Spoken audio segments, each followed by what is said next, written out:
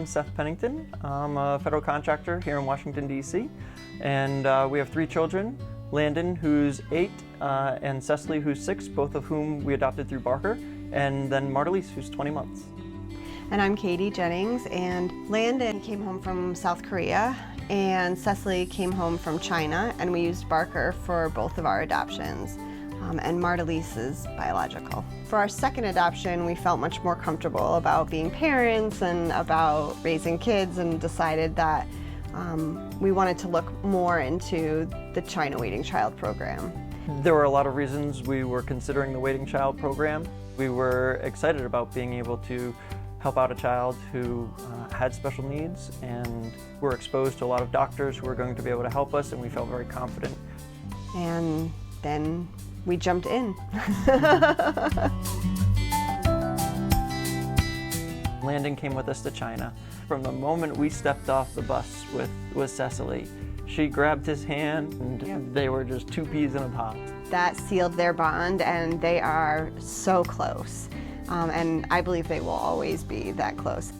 I think once we really understood that you outline what you think your family can handle, that we felt more comfortable jumping into it. And I think we found as we moved through the process that we were a lot more open than we ever thought we were. From the get-go, we knew that she had one of 2 syndromes, but they couldn't test her for them until she came home. One would show us that she'd kind of gone through the worst of everything.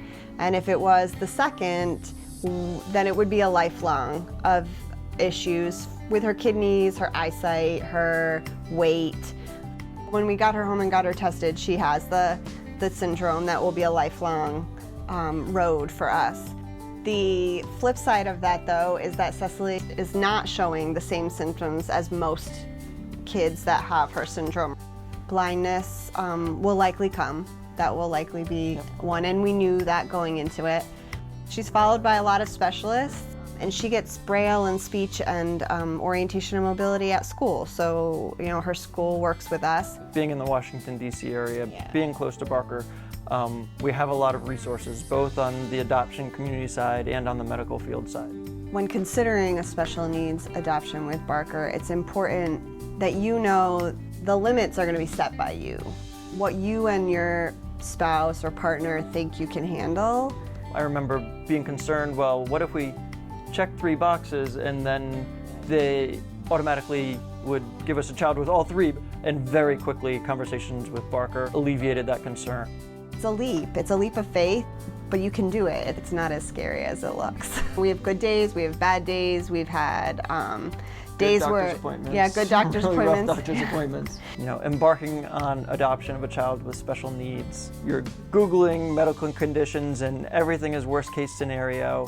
And I think when you're in that process, a lot of people are forgetting what this wonderful child's going to be in your family. That they're going to be a full person and bring so much into your life.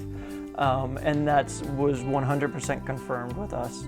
It's not as scary as it seems once you're in the process and doing it. You know, once you see that picture of your child and you learn about them, it's hard to imagine your life without that child. Barker helped eliminate some of those fears that we had while keeping things realistic and not painting too rosy of a picture. But when all is said and done, your family just feels complete. You have this new family member who day in and day out brings you joy. And you will learn just as much from that child as the child will get from you. Probably more.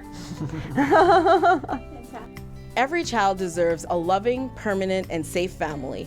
Challenges are big, but the rewards are even bigger. Learn more about our waiting children by calling our office at 301-664-9664, attending one of our free monthly adoption information meetings, or by visiting our Waiting Children page on our website at barkeradoptionfoundation.org.